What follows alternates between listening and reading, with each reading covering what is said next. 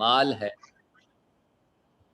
مال اور اولاد جو ہے وہ دنیا کی زینتیں ہیں، اور اسی کے ذریعے جو ہے یہ ذریعہ اس سے امتحان، زیادہ یہ کہ آزمائش ہاں ہے، یہ انما ذریعہ امتحان بھی ہے، اموالکم و اولادکم فتنۃ. جی. اتنا ہے آزمائش ہے، اور اسی کے سارے اگر آپ جو ہیں وہ انہی دو کے ذریعے آپ جنت بھی لے سکتے ہیں، مطلب آخرت میں دونوں چیزیں ہو سکتی ہیں، آپ دنیا دار بھی ہو سکتے ہیں اور آخرت دار بھی ہو سکتے ہیں. جی. اور اگر یہ بات صحیح ہو، اسی کے ساتھ اگر آپ اس فتنے میں اس امتحان میں بڑھتے جائیں تو آپ کے درجات بڑھتے جاتے ہیں، اگر ناکام ہوتے جائیں تو آپ دنیا کی طرف پھنستے چلے جاتے ہیں. یہاں تک کی انڈرسٹینڈنگ کے بعد جو ہے دوسرا سوال جو ہے وہ سوال یہ ہے کہ آپ نے جو سورہ طٰہٰ کی آیت میں لکھا ہے، سورہ طٰہٰ کی آیت میں آخری میں تھا کہ رزق و ربک خیر و ابقیٰ، یہ جو ہے اس میں رزق ربکم جو ہے اس سے کیا مطلب ہوگا؟ مطلب ہمارے جب بات کر رہے ہیں ہمارے لیے رزق جو ہے وہ تو جہاں پر دنیا میں جو ہوتا ہے ہم جو سمجھتے ہیں یہ مال اولاد پیسہ روپیہ یہی رزق ہے اور یہی ذریعہ امتحان بھی ہے. تو یہ جو رزق رب کا جو ہے وہ اس کو کیسے ایکسپلین کریں؟ جی میں نے تھوڑا سا اس کا آئیڈیا تو دیا تھا کہ رب کا جو رزق ہے یعنی کہ وہ چیز جو رب کی بارگاہ میں سیو اور اسٹور ہوتی ہے وہ رب کا رزق ہے.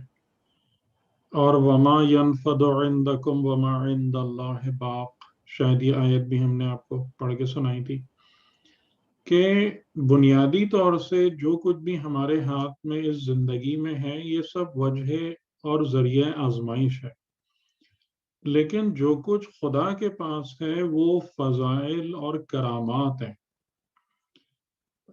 جن کی طرف پہنچنے کو اور جن کو حاصل کرنے کی دعوت انسانوں کو دی گئی ہے وہ رزق رب ہے. کہ جو فضائل اور کرامات، جو نیکیاں اچھائیاں حسنات خدا کی بارگاہ میں ہیں وہ رزق رب ہے، جو کہ ہمیشہ باقی رہنے والا ہے اور اس کو کوئی ختم کرنے والا نہیں ہے، اس میں کوئی فنا نہیں ہے، زوال نہیں ہے، اس کے اندر کوئی خرابی موجود نہیں ہے، وہ سب چیزیں رزق رب ہیں. تو یہی بات کہی گئی ہے کہ ہمیشہ اس کی طرف جاؤ، اس کے طلبگار بنو، اس کو حاصل کرنے اور جمع کرنے کی کوشش کرو. اور میں نے آپ کی خدمت میں عرض کیا تھا کہ جو کچھ بھی دنیا کی زندگی میں ہے وہ حقیقتاً مال دنیا ہے، دنیا کا سرمایہ ہے. یعنی شاید آپ اس میں سے اولاد کو نکال دیں کیونکہ اولاد کے ساتھ ہمارا ایک one to one direct relationship ہوتا ہے، اولاد یا رشتہ دار، لیکن باقی جتنے بھی اموال ہیں وہ دنیا کا سرمایہ ہے، اس میں سے ہمارا کچھ بھی نہیں ہے. اور وہ آیت میں نے آپ کو سورہ کہف کی 6 یا 7 پڑھ کے سنائی تھی کہ جس میں یہ بات موجود تھی کہ جو بھی زمین پر ہے وہ زینت زمین ہے، اور اس کا مقصد تمہارے لیے فقط اتنا ہے کہ ہم اس کے وسیلے سے تمہیں بلا میں اور آزمائش میں ڈالیں، اور اس بات کو گیج کریں، جج کریں کہ تم میں سے حسن عمل میں کون آگے. یہ تو رزق رب وہ چیزیں جو باقی رہنے والی ہیں اور فضائل اور کرامات پر مبنی ہیں، یعنی جن چیزوں کو خدا نے اہمیت دی ہے اور سرمایہ قرار دیا ہے وہ سب رزق رب ہے.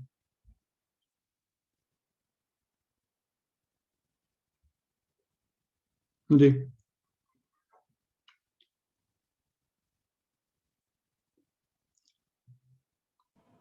جی اب اگر اس کی کوئی مثال دینا چاہیں، یا جیسے ہم کہہ دیتے ہیں انفاق کرنا ہے، صلہ مثال رحمی، یہ ہے کہ جتنی بھی اچھی صفات آپ کو حاصل ہوتی ہیں وہ سب وہی ہے. یعنی کہ نماز کے ذریعے سے بندگی کی صفت، جو انفاقی عبادات ہیں ان کے ذریعے سے تزکیہ نفس کی صفات، کہ نفس کا مال سے پاک ہونا، مال کی محبت سے، اور یہ تمام چیزیں. تو یہ سب کا سب جو ہے یہ کیا ہے؟ یہ رزق رب ہے، یعنی کہ رزق رب میں خاص بات یہی ہے کہ جو باقی رہنے والا ہے، جس میں بلا نہیں ہے، زوال نہیں ہے، جو رب کی بارگاہ میں قابل قبول ہے، رب کی بارگاہ میں قابل ستائش ہے، وہ تمام چیزیں. تو وہ تمام چیزیں آپ قرآن کریم میں دیکھ جائیں جن کی خدا نے تعریف کی ہے، جن کو خدا نے سراہا ہے، جن کو خدا نے اچھا کہا ہے. اس کا مطلب ہے کہ وہ سب کی سب چیزیں جو ہیں وہ رب کی بارگاہ میں اپریشیبل ہیں، قابل ستائش ہیں اور باقی رہنے والی ہیں. اچھا، اس کے اندر ایک یہ ہے، میں جو سمجھا تھا کہ سب سے پہلے جو ہے آدمی کی اپنے سوچ کا انداز بدلنا ہوگا کہ اپنے آپ کی نفی کرنی ہے، اور یہ طے کرنا ہے کہ جو کام بھی کرنا ہے وہ رضائے الہی کے طور پر کرنا ہے. کرنا ہم، وہی ہے جو ہم کر رہے ہیں، بازار میں ہم، جا رہے ہیں، سب کچھ کر رہے ہیں، لیکن اس سوچ کے ساتھ کرنا ہے کہ یہ اللہ کے حکم سے اور اس کی رضا کے لیے کر رہے ہیں. تو اگر یہ سوچ بدل جائے گی تو پھر تزکیہ نفس شروع ہوگا، اپنی ذات کی نفی. یہ بات جو ہے بنیادی طور سے درست نہیں ہے. یہ آپ نے میرے گفتگو سے یہ نتیجہ نکالا ہے یا کسی اور گفتگو سے نکالا ہے؟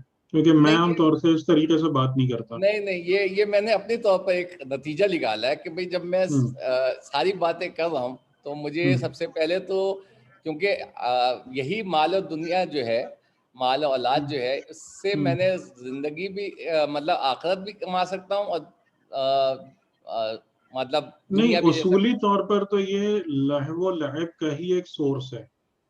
جی بیسیکلی تو یہ لہو و لعب کا ہی سورس اور ذریعہ ہے. ہاں، آپ اس کو کنورٹ کر سکتے ہیں اپنے آخرت کے سرمایہ میں. جی صحیح. ہاں، اسی کے ذریعے تو آخرت بھی بنے گی نا. ہم، ٹھیک ہے. تو اگر میں اولاد کی پرورش اس لحاظ سے کروں گا کہ بھئی اللہ کی طرف سے ذمہ داری ہے تو میں آخرت کا کر رہا ہوں، اور اگر میں جی اس نیت سے کروں گا کہ یہ بڑے ہو کے میرے لیے کام آئے گی تو میں دنیا کی طرف جا رہا ہوں. جی. تو اس یہ میں اپنی ذات کی، مجھے جو تھوڑا سا اس میں اشکال ہو رہا ہے نا، وہ اس جملے پر ہو رہا ہے کہ اپنی ذات کی نفی. نہیں، دین اپنی آپ ذات کی کو نفی کا مطلب یہ ہے کہ میرے کنٹرول میں کچھ نہیں ہے. مطلب میں جو ہوں ہم، خود کچھ نہیں ہوں، جو کچھ ہے وہ رب کی طرف سے کا ہے ہی، اور اس کی طرف جانا ہے. ہاں، یعنی کہ اس میں تھوڑا سا یہ ایک باریک ایسپیکٹ ہے، اور یعنی اس میں غلطی اور لغزش کا ایک امکان موجود ہے کہ دین کبھی بھی آپ کو اپنی ذات کی نفی پر آمادہ نہیں کرتا ہے. دین آپ کو ہمیشہ ذات کی ترقی کی طرف لے کے جاتا ہے، اور آپ کی ذات جتنا زیادہ ترقی یافتہ ہوتی جائے گی تو اس کا نتیجہ یہ نکلے گا کہ آپ ہمیشہ صحیح ڈائریکشن میں کام کریں گے اور صحیح جہت میں عمل کریں گے.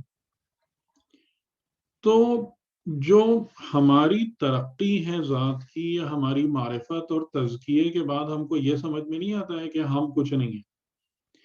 ہم کو یہ بات سمجھ میں آتی ہے کہ ہم بھی نظام الہی کا ایک حصہ ہیں، اور اس میں ہماری ذمہ داری یہ ہے کہ ہم نظام الہی اور خداوندی کے مطابق زندگی گزاریں، اور اس کو اسٹرینتھن کرنے کے لیے اپنا رول پلے کریں. ذات کی نفی کی بات دین کبھی نہیں کرتا. یعنی کہ وہ بعض اوقات وہ صوفیہ اور اس قسم کے لوگوں کے جو نتائج وہ آتی ہیں باتیں، وہ دین سے اس کی وہ نہیں ہوتی، تائید نہیں ہوتی، اس کا وہ نہیں ہے، اس کی افرمیشن قرآن و سنت سے نہیں آتی ہے. نہیں، میرا مطلب بھی وہی تھا جو اب آپ نے اس کو ایکسپلین کر دیا. میرا مطلب جی تقریباً یہ تھا، لیکن جی. میں اس کو تھوڑا اپنی ذات کی نفی تک لے کے چلا گیا تھا. ہاں، لیکن وہ اصل میں اس لیے مجھے ڈر لگ رہا ہوتا ہے نا اس بات سے کہ وہ جو صوفی بعض لوگ اس سے متاثر ہوتے ہیں ان نظریات سے. وہ کیونکہ صوفیوں صوفی کا اور بنیادی طور سے یہی ہے، ذات صوفی کی اور نفی شیطانی اور یہ بالکل سب مل باتیں. جاتے ہیں. صحیح ہے. نہیں، جی. میرا مقصد یہی تھا جو اب میں ہم، آپ کو. ہم. جی، اور کوئی بات؟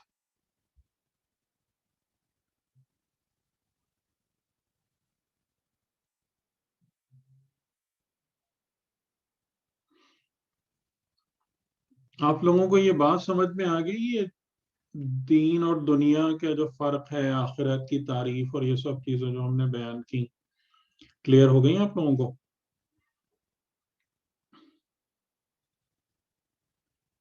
اور وہ جو نظریہ جو ہم نے آخر میں دیا کہ آپ کا کہ انسان یا دیندار ہوتا ہے یا دنیا دار ہوتا ہے، دونوں چیزیں ایک ساتھ نہیں چلتی ہیں۔ جی جی سر، اچھی طرح، بہت اچھی طرح سمجھ آ گیا ہے۔ مزید اور آپ کی لیکچرز ہوں گے تو اور کلیئر ہوتا جائے گا۔ ویسے سمجھ آ گئی، کوئی چیز کنفیوز نہیں ہے۔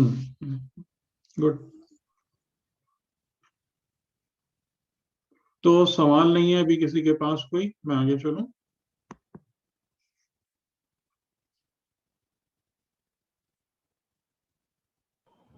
جی سر، میرا خیال ہے شروع کرنے تک چلیے، اچھا، عمدہ۔ اچھا، تو اب ہم جیسا کہ میں نے آپ لوگوں کو بتایا تھا کہ ہمارا ریگولر جو ہے تفسیر کا، کہ یہ دو چیزیں جو میں نے آپ کی خدمت میں عرض کی کہ سورہ علق کی آیتوں میں کہ قرآن کا یا وحی کا پہلا پیغام، اس کو سمجھنا میرے حساب سے کافی ضروری تھا۔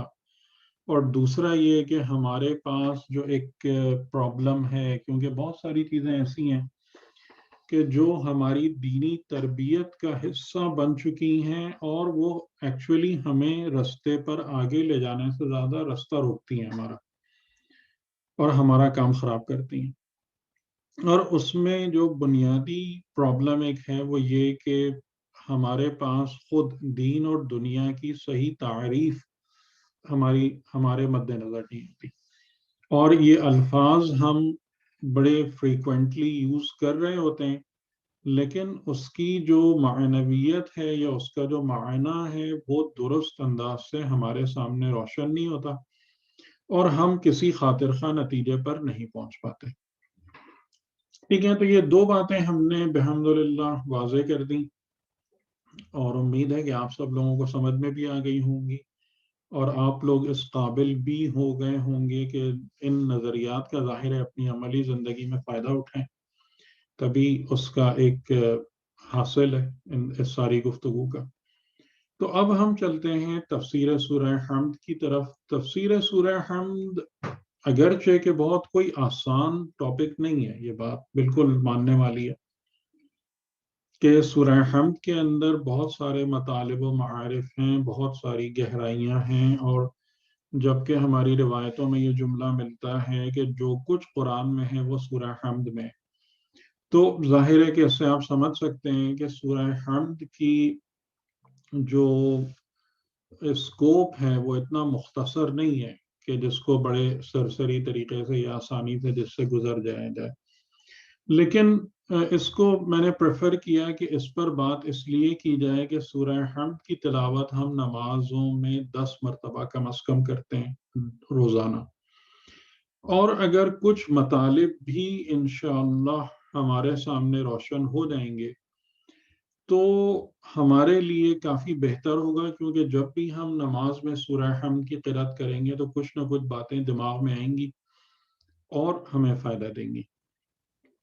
تو سورہ حمد کی ابتدا جو ہے، جیسا کہ ائمہ علیہ السلام نے ہم کو بتایا ہے کہ ہر سورے کی بسم اللہ اس کا سورے کا جزو ہے، یعنی اس کا پارٹ ہے، سورے کا الگ نہیں ہے، یعنی بسم اللہ تکلفاً صورتوں کے ساتھ نہیں لگائی گئی ہے کہ جناب ہم ہر سورے کی جو ابتدا ہے وہ بسم اللہ الرحمن الرحیم سے کرتے ہیں، اور یہ ایک ہماری رسم ہے، ہمارا طریقہ ہے کہ ہم ابتدا میں بسم اللہ پڑھتے ہیں۔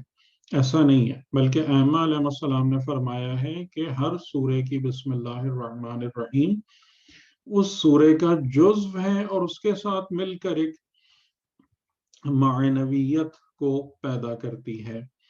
اس میں سے کچھ ہمیں سمجھ میں آتی ہیں، کچھ ظاہر ہے کہ قرآن کریم کے بارے میں یہ دعویٰ کوئی بھی نہیں کر سکتا، بڑے سے بڑا عالم بھی نہیں کر سکتا کہ وہ قرآن کریم کو پورا سمجھنے کے یا اس کی تفسیر کرنے کے قابل ہو گیا ہو۔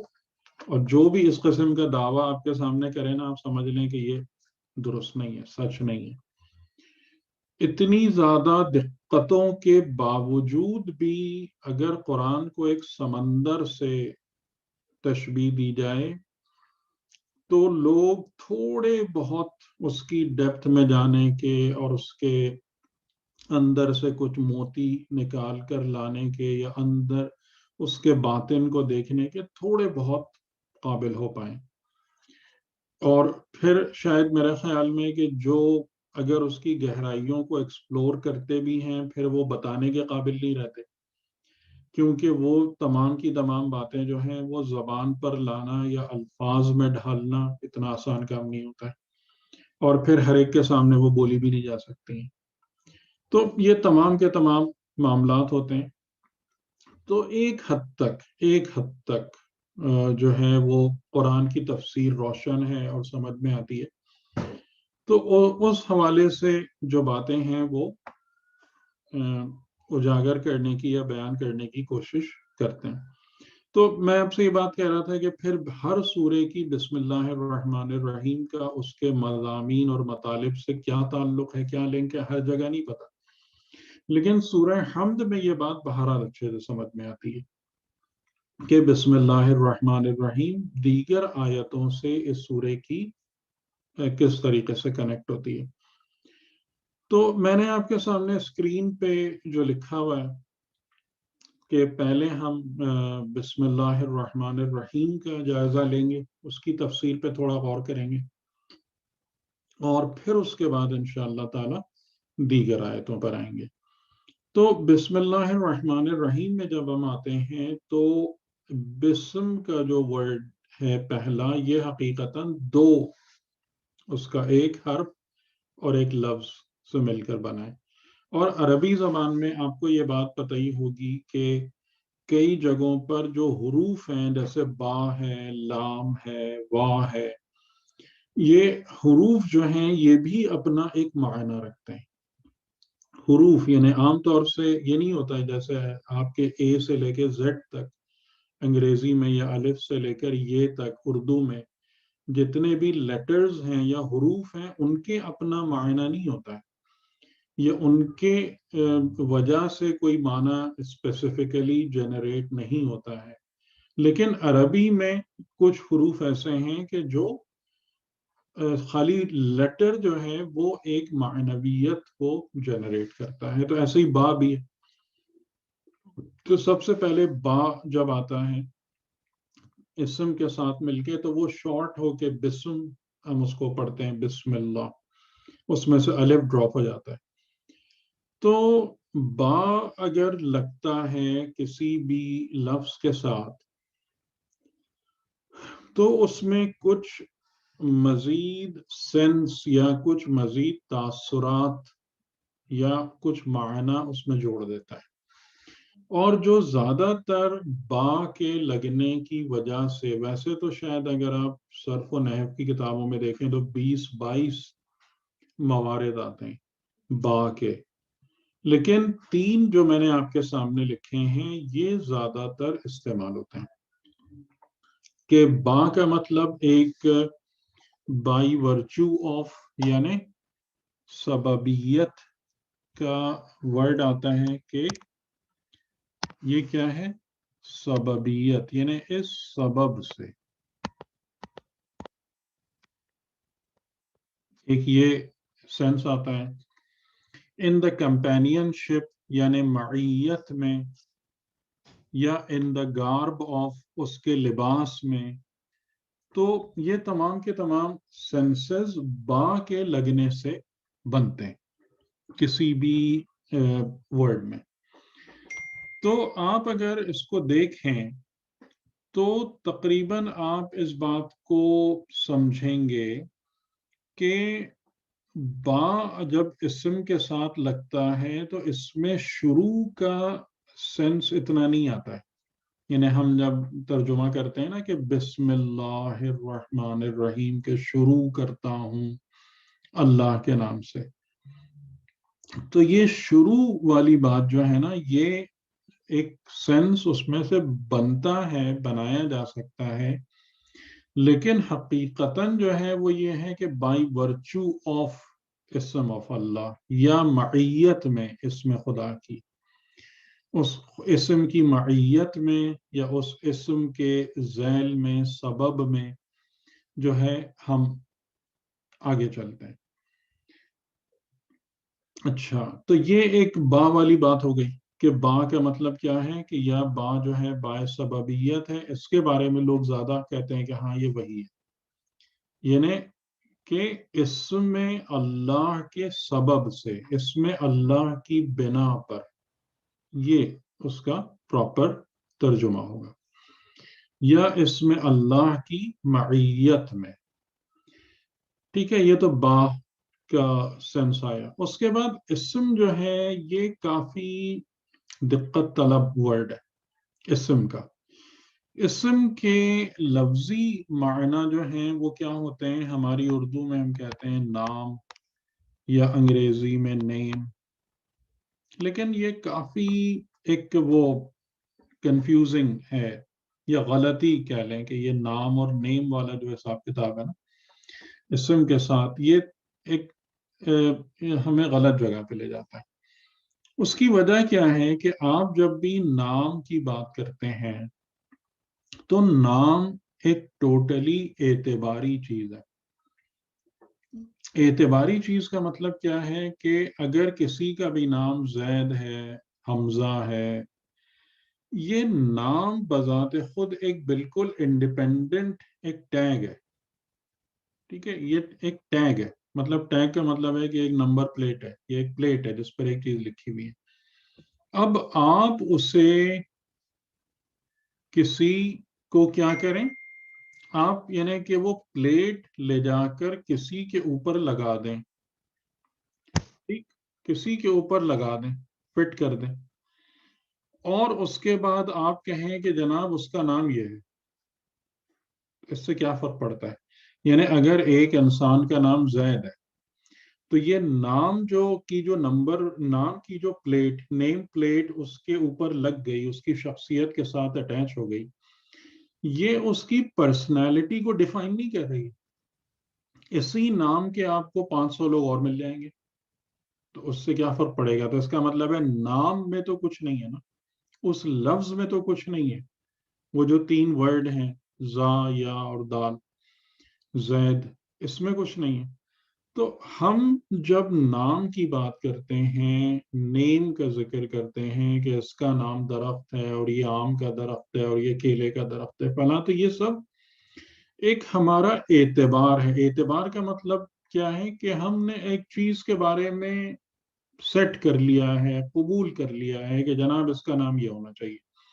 لیکن اگر آپ آم کو کیلا کہہ دیں اور کیلے کو آم کہہ دیں تو اس سے دونوں کی شخصیت اور حیثیت میں فرق نہیں پڑے گا. یہ نہیں ہوگا کہ ان دونوں کی شخصیتیں بھی نام بدلنے کے ساتھ ساتھ تبدیل ہو جائیں.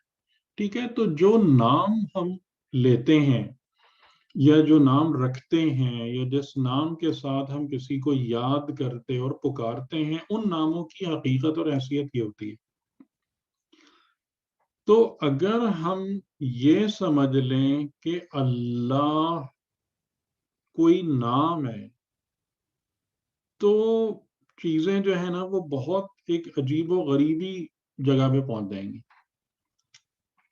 یعنی کہ اس کا کیا مطلب ہوگا کہ اگر ہم کہیں اللہ کے نام سے، اور نام کا سینس ہم وہی لیں کہ جو ہمارے پاس نام کا مطلب ہے، تو آپ خود سمجھ سکتے ہیں کہ یہ ایک اتنا گنجلک قسم کی بات ہے. یعنی اس کا مطلب کیا ہوا کہ خدا کی کوئی ایک پرسنالٹی ہے اور ہم نے اس پرسنالٹی پر جا کر ایک لیبل اور ٹیگ لگا دیا ہے اللہ کے نام کا، اور اس نام میں جو ہم نے نام لگایا ہے اس نام میں اور اس پرسنالٹی میں کوئی ڈائریکٹ ریلیشن شپ نہیں ہوتی ہے.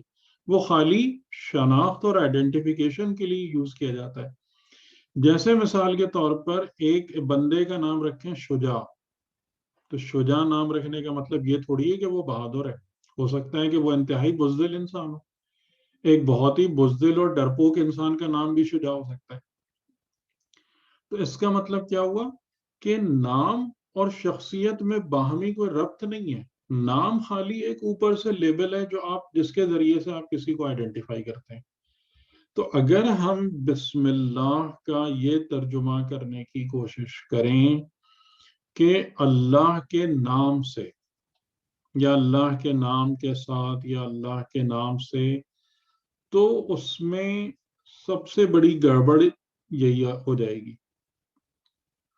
ٹھیک ہے, تو اب پہلے میں آپ کو اسم کا مطلب ایک بتا دوں کہ اسم کہتے کس کو ہیں, اور کم از کم آپ اپنی زبان میں اپنی لغت میں اسم کا مطلب نام سمجھتے رہیے, لیکن اسماء الہیہ کے حوالے سے یہ مطلب کبھی بھی نہیں لیا جا سکتا, جس کا ریزن میں نے آپ کو بتا دیا کہ ورنہ تو یہ بالکل ہی عجیب و غریبی لفظ ہو جائیں گے یہ جتنے بھی الفاظ ہم اسماء خداوندی کے طور پر استعمال کرتے ہیں, اگر ہم اس کو اس طریقے سے نام سمجھ لیں کہ جو ہم نام یوز کر رہے ہوتے ہیں اپنے لیے.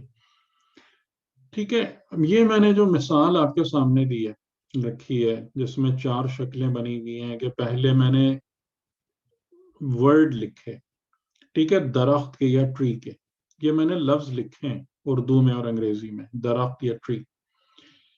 اب یہ خالی لفظ ہے, ٹھیک ہے, ایک زبان کے اندر ڈرا کیے ہوئے کچھ سمبلز ہیں یہ. یعنی اگر کسی کو اردو نہیں آتی تو وہ جب میں نے اردو میں درخت لکھا اس کو کچھ نہیں پتا چلے گا کہ اس کا مطلب کیا ہے, اور اگر کسی کو انگریزی نہیں آتی تو جب میں نے ٹری لکھا ہے تو وہ دیکھتا رہے گا کہ کاغذ پر کچھ شکلیں بنی ہوئی ہیں, لیکن اس کے ذریعے سے وہ کچھ بھی نہیں سمجھ پائے گا کہ اس کا معنی کیا ہے.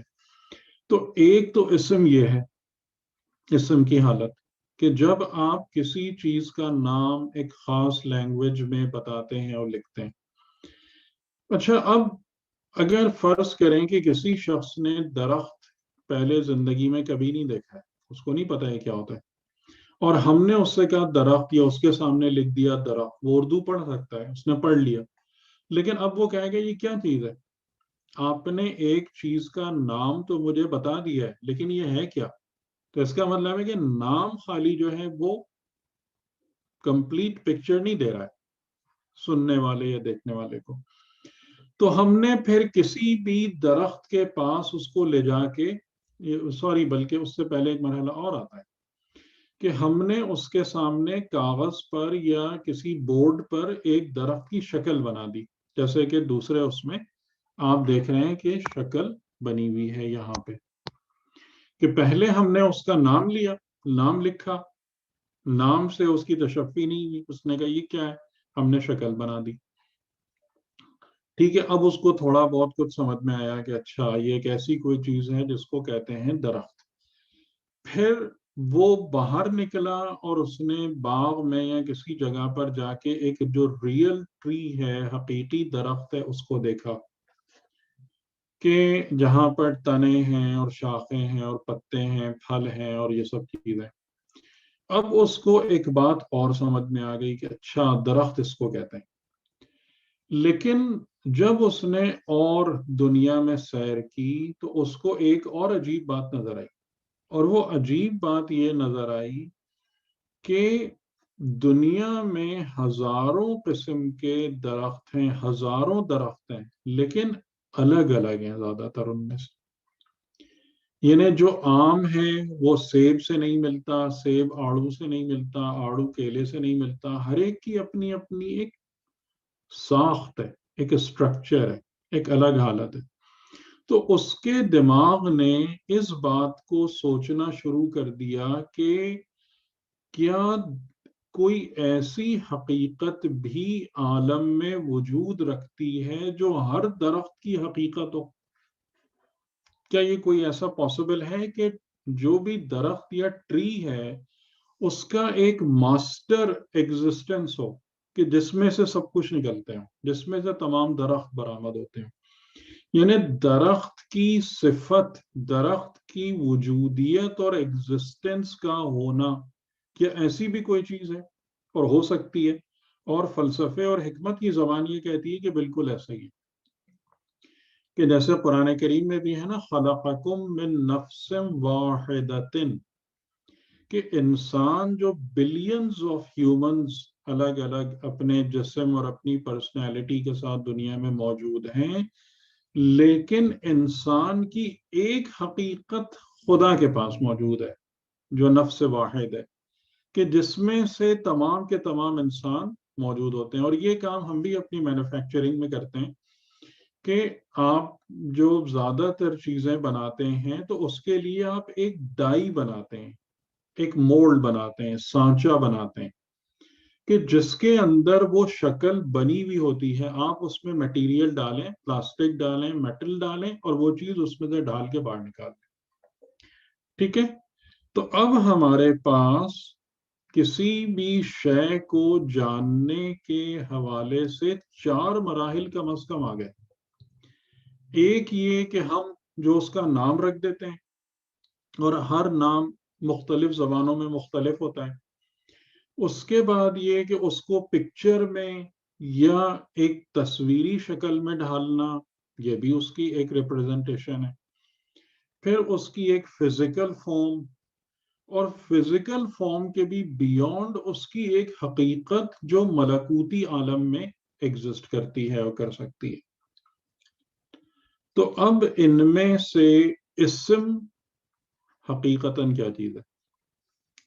یہ لفظ جو آپ نے لکھا ہے یہ اسم ہے، جو تصویر آپ بنائی ہے وہ اسم ہے، جو اصل اس کی فزیکل ورلڈ میں جو اس کی شکل، صورت، فارم اینڈ شیپ اور پراپرٹیز اور کیریکٹرسٹکس ہیں وہ اسم ہے، یا جو اس کی ملکوتی حقیقت ہے وہ اسم ہے. تو یہاں پر جو بات آتی ہے، اب ظاہر ہے کہ آپ سمجھ ہی رہے ہوں گے کہ اسم کیا ہے، جو ہر شے کی اصل حقیقت ہے اور عند اللہ ہے، خدا کے پاس ہے، خدا کی بارگاہ میں ہے، جو اس کی اصل حقیقت ہے وہ اس کا اسم ہے. اور جیسے علامہ طباطبائی نے تفسیر میزان میں کہا کہ پھر اس اسم کے ظہور کے ظاہر ہونے کے درجات ہیں، لیولز ہیں. تو جو پہلا درجہ ہے ظاہر ہونے کا وہ اسم کا اسم ہے. پھر دوسرے درجہ جو ظاہر کرنے کا ہے وہ اسم کے اسم کا اسم ہے، اینڈ سو آن. یعنی جتنے نچلے درجے پر وہ چیز ظاہر ہوتی جائے گی، کرتی جائے گی، تو وہ اسم نہیں ہے بلکہ اسم کا اسم کا اسم کا اسم. اس طریقے سے بات سمجھی جائے گی. تو جب ہم اللہ کے لیے، اسماء الہیہ کے لیے بات کرتے ہیں، تو وہاں پر بغیر کسی بھی کنفیوژن کے ہمارے دماغ میں ایک بات بالکل کلیئر ہونا چاہیے کہ اسم الہی کا مطلب یہ ہے کہ ایک خدائی حقیقت جس سے اللہ کی یا رب کی کوئی صفت ظاہر ہوتی ہو، یہ مطلب ہے اسم خدا کا. اسم خدا کا مطلب یہ نہیں ہے کہ نام، اور نام میں نے نام کے تھوڑا سا ڈائسیکشن کر کے آپ کو بتا دیا کہ ہمارے لیے نام کیا چیز ہوتی ہے. تو ایسی کوئی چیز خدا کے حوالے سے ایگزسٹ ہی نہیں کرتی کہ خدا کے نام ہو. خدا کا کوئی نام نہیں، بلکہ جو بھی اسما ہیں وہ اللہ کی یا اس ہستی کی، ہستی مطلق کی کسی خاص صفت کو، اس کے کسی فعلیت کو، اس کے کام کو، یا اس کی ذات سے متعلق کسی حقیقت کو ریپرزینٹ کرتے ہیں یا اس کا مظہر ہوتے ہیں. باقی اس میں خدا کوئی لیبل یا ٹیگ نہیں ہے کہ جس کو لے جا کر خدا پہ لگا دیا جائے اور کہہ کے دی اللہ کے نام ہے جیسے انسانوں کے نام ہوتے ہیں. تو یہ آپ سمجھ لیں اسم کا معنی.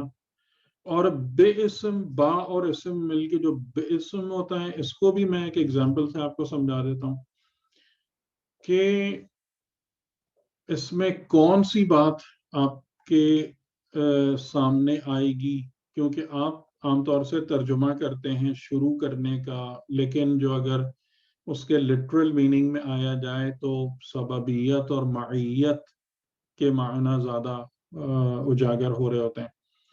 میں دیکھیں آپ کو ایک ایگزامپل دیتا ہوں کہ ہم اگر لکھنا چاہتے ہیں کاغذ پر قلم سے، تو ہم جب لکھتے ہیں تو قلم اگر ہمارے ہاتھ میں نہ ہو تو ہم لکھنا شروع نہیں کر سکتے.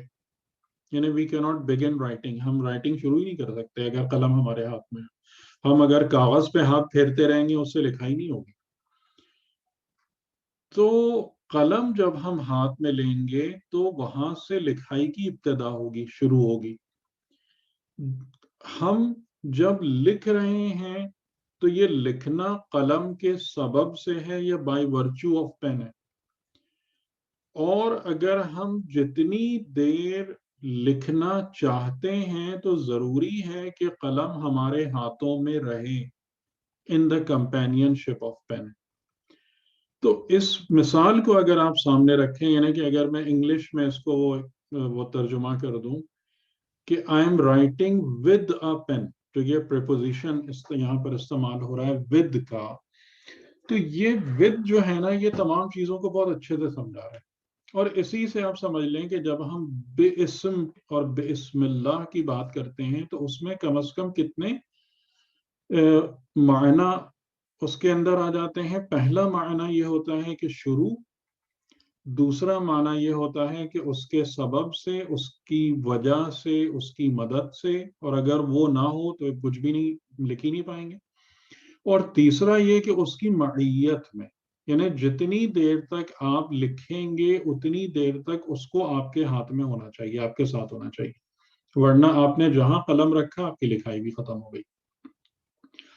تو جب ہم بے اسم کی بات کرتے ہیں اور بسم اللہ کے اس میں آتے ہیں تو اس میں یہ تینوں سینس آ جاتے ہیں. اور انشاءاللہ آگے چل کے بھی میں آپ کو جب اس میں اللہ کی تھوڑی سی ہم وضاحت اور تشریح کریں گے اگلی دفعہ، تو اس میں بھی انشاءاللہ آپ کو بات تھوڑی سمجھ میں آ جائے گی کہ یہ شروع والا سینس کہاں سے آتا ہے. تو یہ دو باتیں ذہن میں، اور یہاں سے ہی پھر آپ اس کو جتنا بھی یعنی ایلیبوریٹ کر سکتے ہیں کہ اسم کے معنی. اور اس میں ایک بات ہے اور، کیونکہ ایک سوال اور اکثر لوگ کرتے ہیں کہ خدا کے اسما کتنے، کیا اللہ کے اسما 99 ہیں؟ اب اگر آپ اس بات کو سمجھ چکے ہیں کہ اسم خدا کی ذات یا صفات یا افعال سے متعلق کسی حقیقت کا بیان کرنے والا ہے، یہ اسم ہے.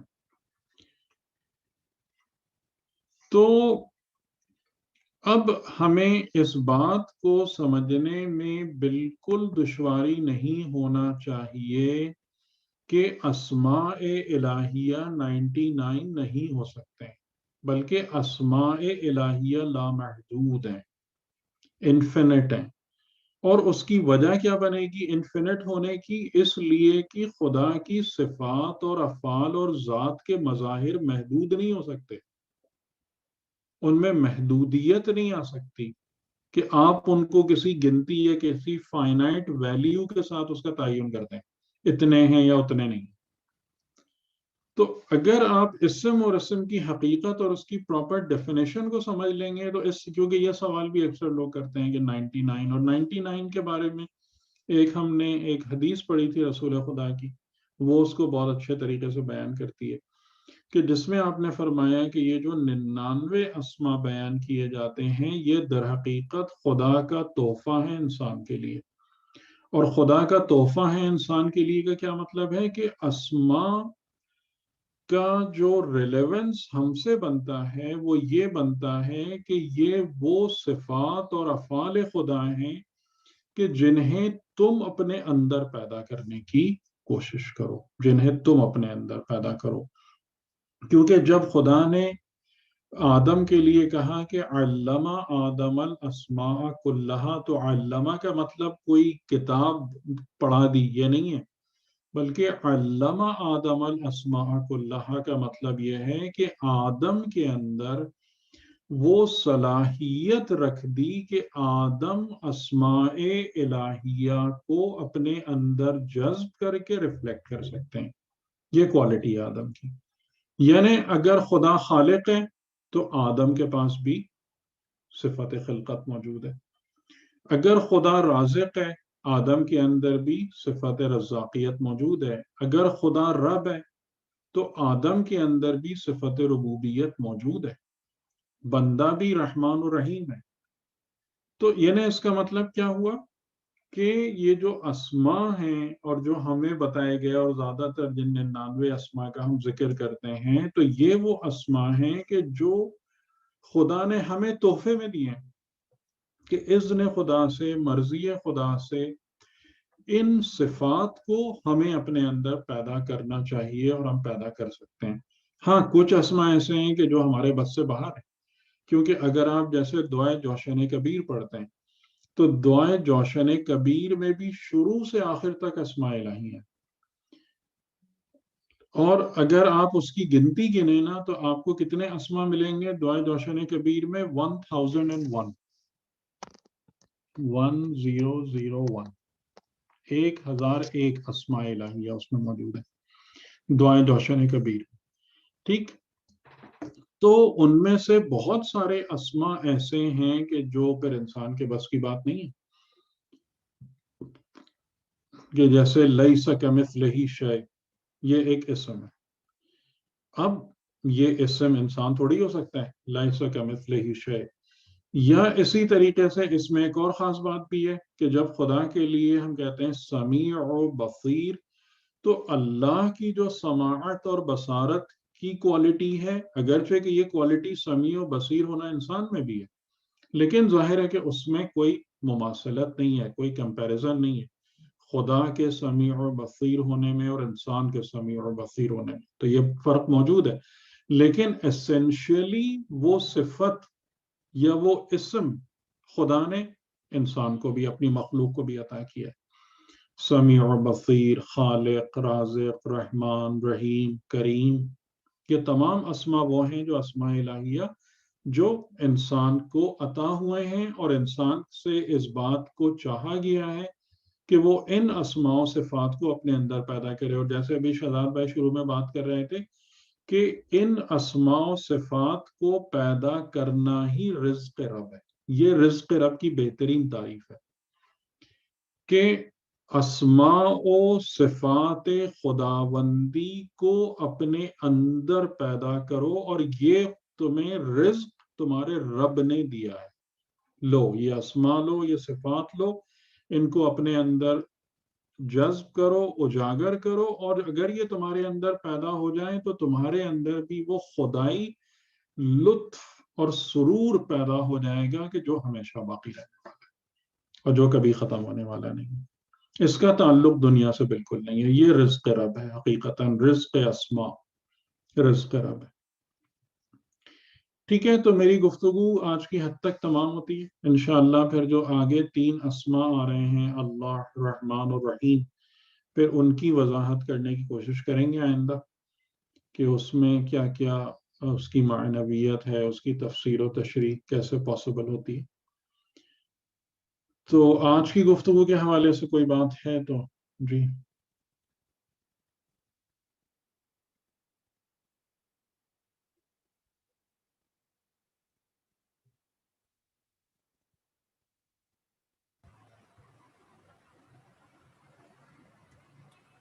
سر ایک کنفیوژن تھی وہ میں بیان کرنا چاہتا ہوں. سر یہاں تک تو بات تو بالکل صحیح تھوڑی سمجھ میں آ رہی ہے کہ جو اسم ہے بیسیکلی وہ حقیقت ہے. لیکن ابھی آپ نے جو حضرت آدم والا جو ذکر کیا بیچ میں کہ حضرت آدم کو اللہ تعالیٰ نے جو یہ علم دیا صلاحیت دی ہے جی جو علم دیا اسماء کے بارے میں لیکن اس کے آگے پھر ذکر ہوتا ہے کہ پھر ان اسماء کے بارے میں پوچھا یعنی کہ ان کو ظاہر کیا اور ان کے بارے میں پوچھا دونوں سے سوال کیا فرشتوں سے بھی اور حضرت آدم سے بھی. تو یہ ظاہر کرنے کا کیا مطلب ہے کہ کوئی فزیکل نہیں ایگزسٹنس کہاں لکھا ہے کہ ظاہر کی سر جہاں پر یہ جس آیت میں یہ ذکر ہے کہ اللہ تعالیٰ نے علم دیا اس یعنی کہ ہاولا مطلب اسماء و ہاولائی کی بات ہوئی ہے، اور اس کے بعد پھر اللہ نہیں، تعالیٰ اس نے میں اللہ نے اسما کو ظاہر کیا، یہ کہا ہے ان آیتوں میں؟ ایسا کچھ بھی نہیں. ان کو ظاہر کیا، ہاولائی کو ظاہر کیا. ان سے صرف اتنا کیا، کہا ان کو کہ سامنے ان کیا، اسما کی مجھے خبر دو. سامنے کیا نا، ان کو سامنے کیا نا، پیش کیا. ارازہم ہے سر، ارازہم ہے مطلب ان کو سامنے کیا، اور ہم کی ضمیر کے ساتھ ہے. ثم عرضهم علی الملائکۃ، یعنی ان کو ملائکہ پر پیش کیا. جی جی جی بالکل بالکل. تو یہ بات تو اور کلیئر ہے، یعنی جو معنی میں نے بتایا اس سے تو یہ بات بہت اچھے سے سمجھ میں آ رہی ہے. یعنی اس کا مطلب یہ ہے کہ اسما کچھ حقائق ہیں، ان حقائق کو سامنے رکھا اور کہا مجھے اس کی خبر دو. تو اس سے تو یہ جو تعریف میں نے بیان کی ہے اس سے تو یہ بالکل کنسسٹنٹ ہے آیت کے معنی. تو اس میں آپ کو کیا کنفیوژن ہو رہا ہے؟ سر اس کے ساتھ ہم کی ضمیر کیوں لگائی ہوئی ہے؟ ہم کی ضمیر کیوں لگی ہوئی ہے؟ ہاں تو اسما جب حقیقت ہے تو اور کیا، کون سی ضمیر لگے گی؟ اچھا ٹھیک ہے. یعنی جب ایک شے حقیقت ہے اور حقیقت بالا ہے تو اس کے ساتھ اور اس کو اور کس طریقے سے بیان کریں گے؟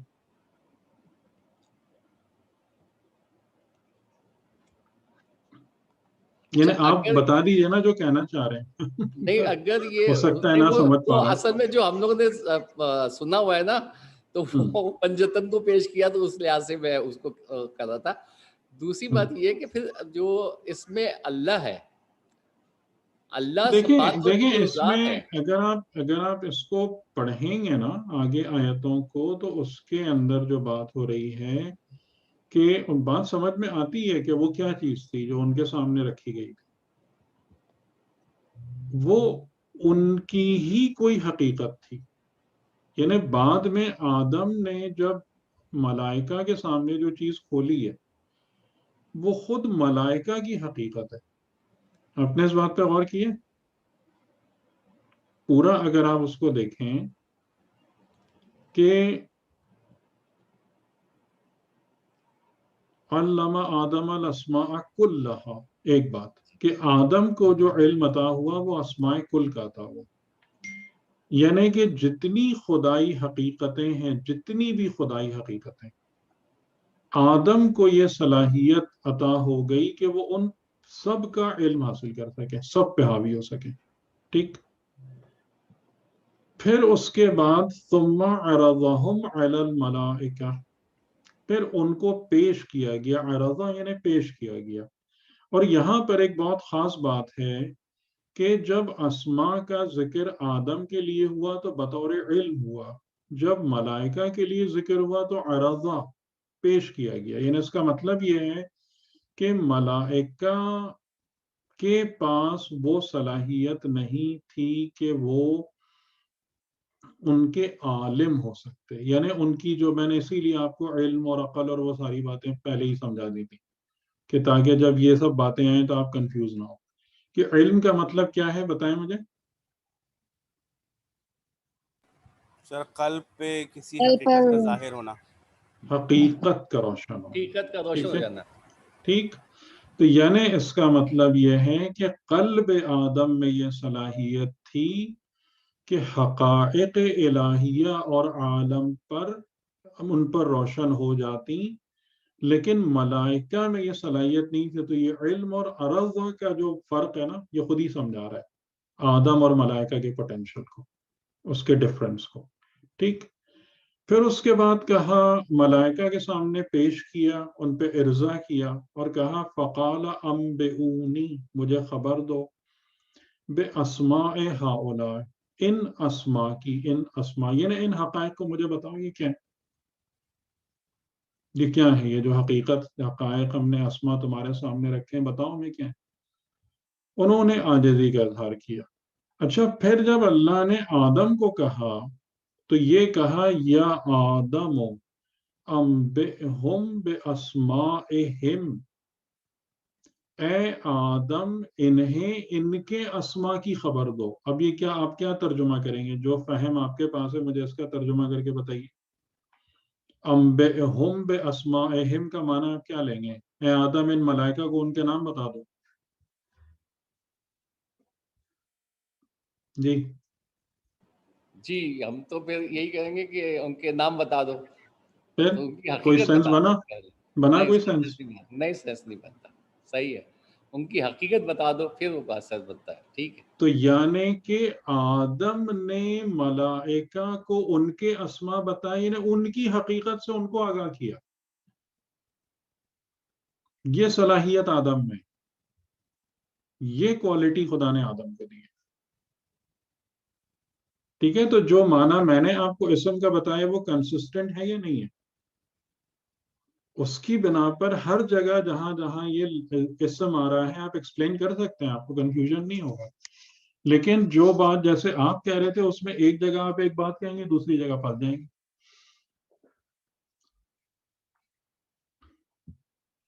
جی بات روشن ہو رہی ہے کچھ؟ جی جی سر بالکل بالکل. تو آگے بھی جو ہے نا انبئہم باسمائہم، ان سے پھر ان تمام اسما کی بات تھوڑی کی ہے خدا نے. آدم نے ملائکہ کو ان کے اسما بتائے ہیں، ان کی خبر دی ہے. اور نبا یعنی خبر دو، ان کو انفارم کرو اباؤٹ دس. جی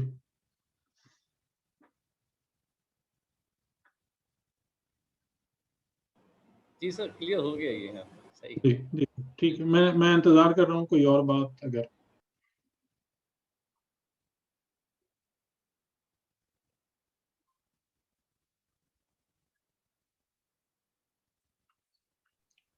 اچھا یہ کوئی جی آپ میں سے پارٹیسپینٹس میں سے ایک چیز مجھے یہ بتا دیجیے گا پلیز، یہ بھی بہت اہم ہے کہ کوئی صاحب یا صاحبہ ایسے تو نہیں ہے جن کے لیے یہ بیان بہت زیادہ مشکل لگ رہا ہو؟ یہ بھی مجھے بتا دیجیے گا.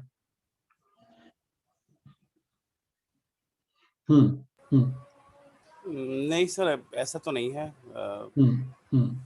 ساتھ یعنی ساتھ یہ چل رہا فیڈ بیک دے دیجیے گا کہ کیونکہ یہ بھی اس کا لحاظ رکھنا بھی بہت ضروری ہوتا ہے کہ یعنی کوئی بھی پڑھانے والا یہ پسند نہیں کرتا ہے کہ اسٹوڈنٹ کے اوپر اتنا لوڈ ڈال دیا جائے جو وہ بیچارہ اٹھا ہی نہ سکے.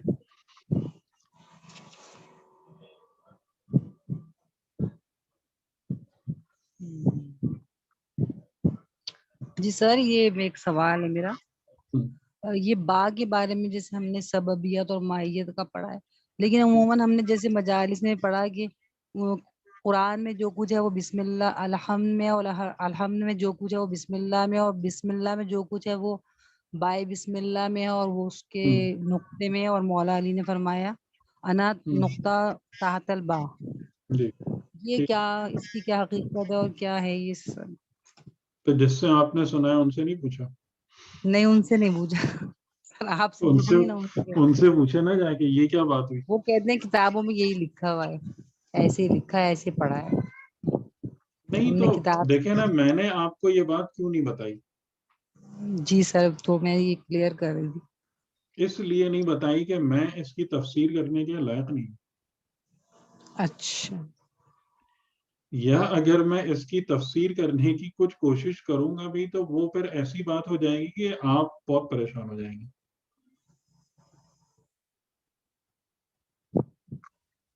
صحیح ہے. کیونکہ ہر جگہ تو ہم نہیں گھس سکتے نا جا کے.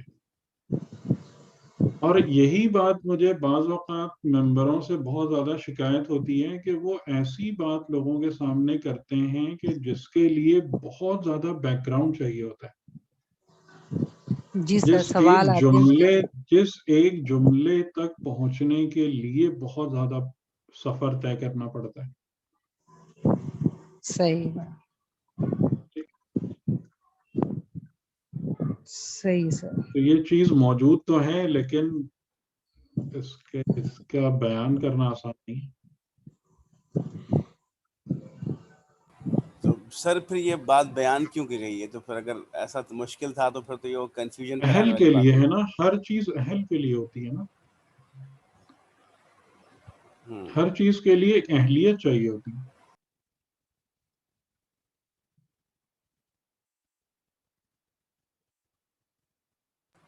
تو جی آپ صحیح فرما رہے ہیں. وہ اہلیت پیدا کرنا آسان کام نہیں. تو پھر تو ہمیں اپنی مجالس میں بھی پھر اجتناب کرنا چاہیے، کیونکہ بالکل جس بات کو ہم 100%، ایکسپلین نہیں کر سکتے پھر اس کو بیان ہی نہیں کرنا چاہیے. 100%، بالکل. یعنی جیسے آپ دیکھیں نا، میں نے نہیں بولا نا ایسی کوئی بات آپ کے سامنے.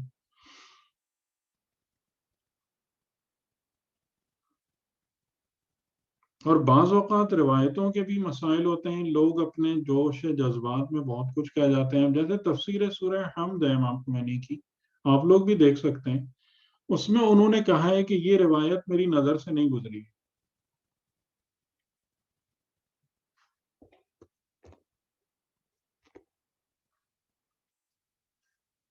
یہ والی انا نقطہ تحت البا.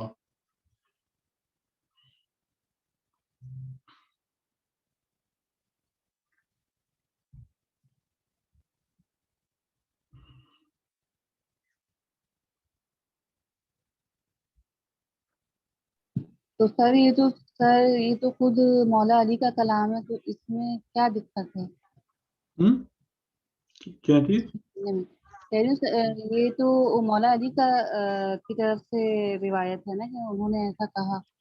ہاں، اب یہ وہی ہے نا کہ یہ روایت، جیسے میں نے وہی کہا نا کہ روایت صحیح ہے یا نہیں ہے، ایک تو یہ بات آ جاتی ہے سامنے. اور پھر اس کو سمجھنے کے لیے بہت زیادہ دقت چاہیے، اس کا بیک گراؤنڈ چاہیے. کہ امام علی علیہ السلام کے، میں نے آپ لوگوں کو پہلے بھی شاید ذکر کیا تھا کہ نہج البلاغہ میں بھی کچھ خطبات ایسے ہیں کہ جو ایزیلی ایکسپلینیبل نہیں ہے. بہت اس کے لیے بیک گراؤنڈ اور ریسرچ چاہیے ہوتی. اس کو کوئی کیا سمجھائے گا؟ آپ پوچھیں نا جا کے جو بیان کرتے ہیں ان سے پوچھیں اس کا مطلب کیا، ایکسپلین کریں ذرا اس کو، اس جملے کو. مطلب ایک روایت پڑھ کے واہ واہ کر دینا تو ایک بات ہوتی ہے، ایکسپلین کریں اس کو کہ یہ کیا ہے. آپ پوچھ کے بتائیں مجھے.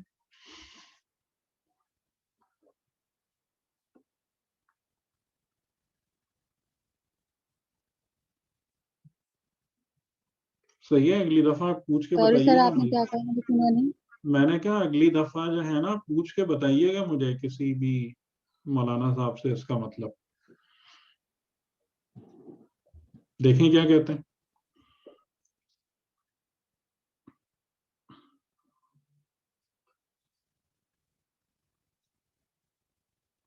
جی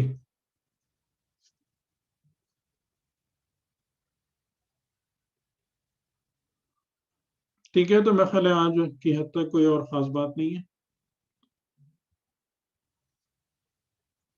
جی سر، اگر کسی اور کو کوئی سوال کرنا ہے کسی اور کو کر سکتے ہیں.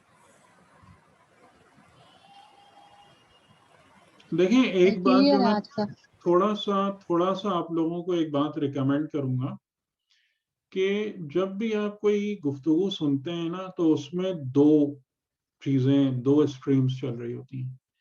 ایک اسٹریم جو کہ زیادہ ڈومینیٹ کرنا چاہیے وہ یہ ہے کہ جو بات بیان کی جا رہی ہے اس پر اچھے طریقے سے غور کریں اور اس میں سے سوالات نکالیں.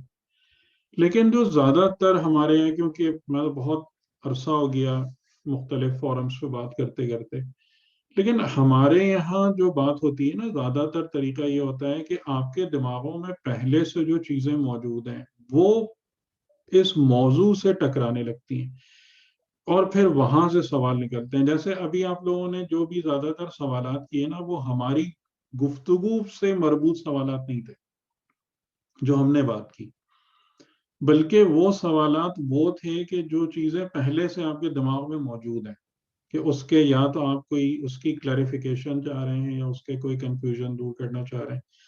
یہ بھی ٹھیک ہے، ایک حد تک ایکسیپٹیبل ہے، لیکن اس کا نقصان جو ان دا اینڈ آپ لوگوں کو ہوگا وہ یہ ہوگا کہ جو بات ہم بتانا چاہ رہے ہیں نا وہ مس ہو جائے گی.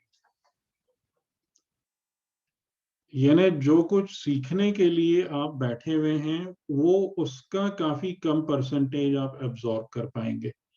تو اپنی یہ پریکٹس بنائیں کہ تھوڑی دیر کے لیے نا جب بھی کوئی لیکچر ہو اتنی دیر کے لیے آپ کے دماغ میں جو سوچ ہے اس کو ذرا سائڈ پہ رکھ دیں اور جو بات بتائی جا رہی ہے اس پہ فلی کنسنٹریٹ کریں اور اس پر تنقید اور تجزیہ کریں تو آپ کی لرننگ بہت بہتر ہوگی اس طریقے سے.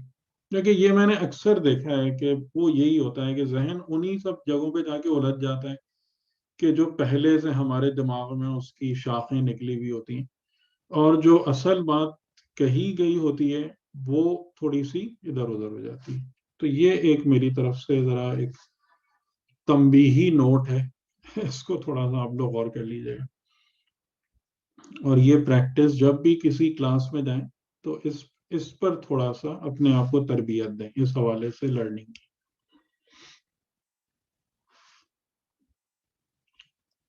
ٹھیک ہے, اجازت.